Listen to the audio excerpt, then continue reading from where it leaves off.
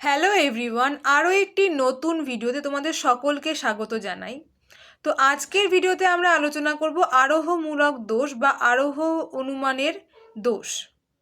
এই আরোহমূলক দোষ সম্পর্কে জানার আগে তোমাদেরকে অবশ্যই যেটা জানতে হবে সেটা হচ্ছে আরোহ অনুমানটা কী। আর এই আরোহ অনুমানের উপরে অলরেডি একটা ভিডিও আমাদের চ্যানেলে আপলোড হয়ে গেছে, আর ওই ভিডিওটার লিঙ্ক আমি ডেসক্রিপশন বক্সে দিয়ে দিচ্ছি। যারা যারা এখনও অবধি দেখোনি তারা অবশ্যই কিন্তু গিয়ে চেক করে নাও, তাহলে আজকের ভিডিওটা তোমাদের বুঝতে অনেকটা সুবিধে হবে।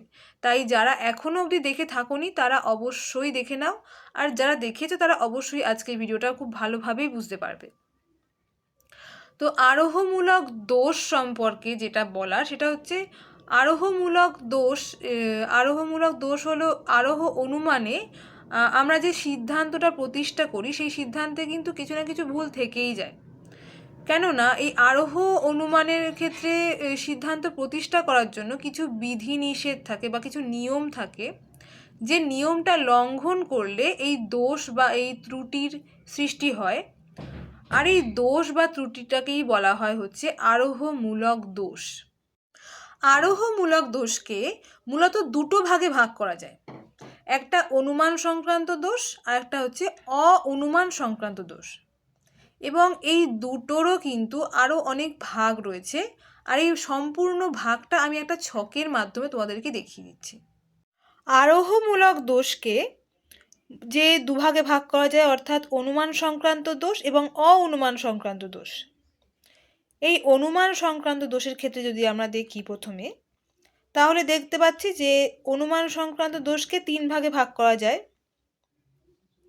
কারণ সংক্রান্ত দোষ, সামান্যীকরণ সংক্রান্ত দোষ আর উপমা যুক্তি সংক্রান্ত দোষ।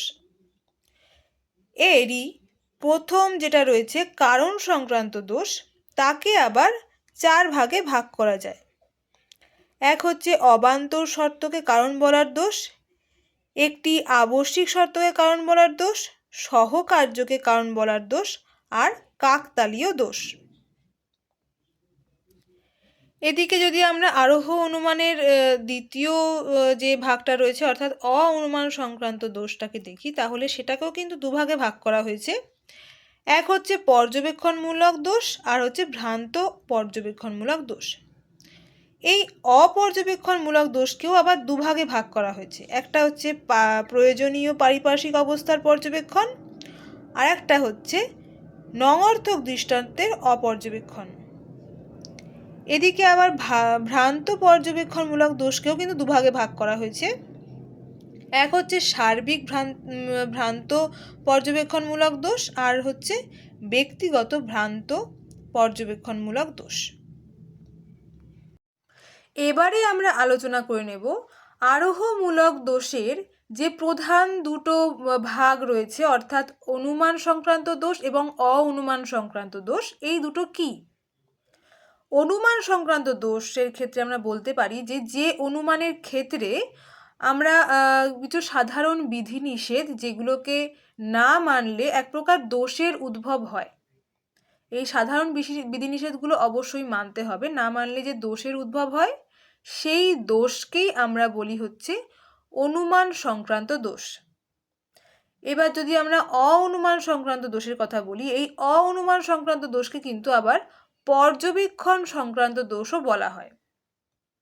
কেন বলা হয়?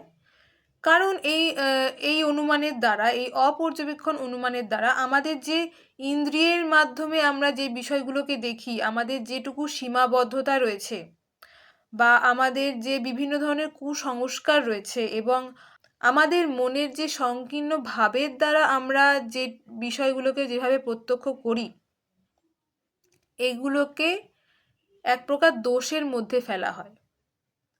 আর এই দোষ যখনই ঘটে তখন সেটাকে আমরা বলি হচ্ছে পর্যবেক্ষণ সংক্রান্ত দোষ বা অনুমান সংক্রান্ত দোষ। তো এই ছিল হচ্ছে আরোহমূলক দোষের বা আরোহ অনুমানের দোষ সংক্রান্ত কিছু বেসিক ধারণা। তো আজকের এই ভিডিওটা আশা করি তোমরা বুঝতে পেরেছো। যদি না বুঝতে পেরে থাকো তাহলে অবশ্যই আমাদেরকে কমেন্টে জানিও যে তোমাদের কোন জায়গাটায় অসুবিধে হয়েছে, তাহলে আমরা ডেফিনেটলি সেটা তোমাদেরকে সলভ করে দেওয়ার চেষ্টা করব। আর ভিডিওটি যদি ভালো লেগে থাকে তাহলে অবশ্যই একটা লাইক করে দিও এবং নতুন থেকে থাকলে অবশ্যই চ্যানেলটিকে সাবস্ক্রাইব করে দিও। Thank you.